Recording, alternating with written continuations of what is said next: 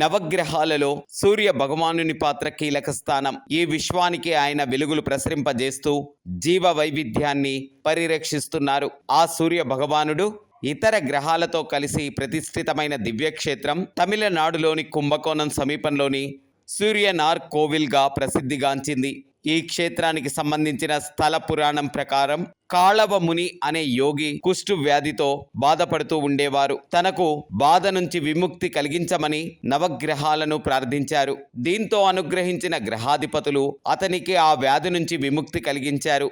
దీనిపై సృష్టికర్త బ్రహ్మ ఆగ్రహం వ్యక్తం చేశారు. మానవుల్లో మంచి చెడులకు సంబంధించిన ఫలితాలను ఇవ్వటమే గ్రహం పని అని పేర్కొంటూ తమ పరిధిని అతిక్రమించిన గ్రహాలను భూలోకంలోని శ్వేత పుష్పాల అటవీ ప్రాంతానికి వెళ్ళిపోమ్మని శపించారు.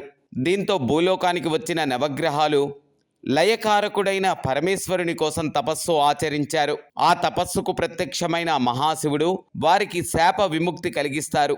వారు ఎక్కడైతే తనను పూజించారో అక్కడ వారికి మహాశక్తులను ప్రసాదించారు పరమశివుడు. ఆ క్షేత్రంలో ఎవరైనా భక్తులు వచ్చి తమ బాధలను తీర్చమని నవగ్రహాలను వేడుకుంటూ ప్రార్థిస్తే వారికి బాధలు ఉపశమనం కలిగేలా వరాన్ని ప్రసాదించారు.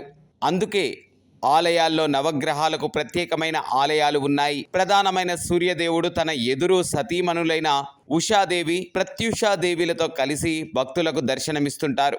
సూర్యదేవుడంటే తీక్షణమైన కిరణాలు కలిగిన వాడు. అయితే అందుకు భిన్నంగా స్వామి మందహాసంతో 2 చేతుల్లో తామర పుష్పాలు కలిగి భక్త కోటికి ఆశీర్వచనాలు ప్రసాదిస్తున్న ముద్రలో ఉంటారు. మిగతా గ్రహాలకు కూడా ఆలయ ప్రాంగణంలోనే ప్రత్యేకమైన ఆలయాలు ఉన్నాయి.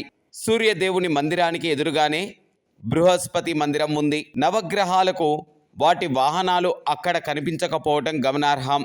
క్రీస్తు శకం 11వ శతాబ్దంలో చోళ రాజైన చోళుడు ఈ ఆలయాన్ని నిర్మించినట్లు చారిత్రక ఆధారాలు తెలుపుతున్నాయి.